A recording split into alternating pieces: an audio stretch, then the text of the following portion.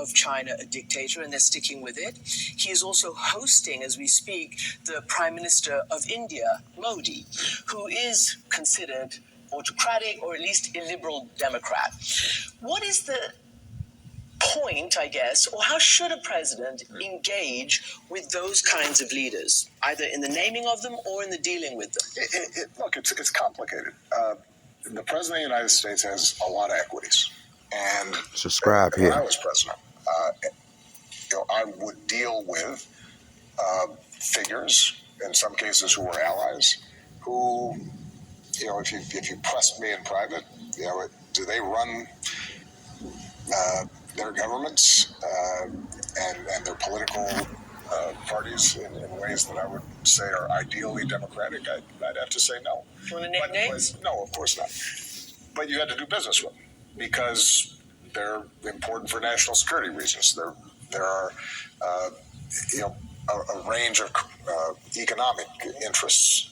I dealt with China to get the Paris Accords done. I dealt with Modi to get the Paris Accords done because I think climate change is something that transcends any particular momentary issues. It's a problem that humanity's got to deal with over the next several decades in a serious way. I'm less concerned about labels than I'm concerned about specific practices. I think it is important for the President of the United States to say that if you have Uyghurs in China who are being placed in mass camps and re-educated, quote unquote, that's a problem. That's a challenge to all of us, and we have to pay attention to it. I think it is true that if the president meets with Prime Minister Modi, then the protection of the Muslim minority in a majority Hindu India, that's something worth mentioning. Because, and by the way, if I had a conversation with Prime, who I know well, part of my argument would be that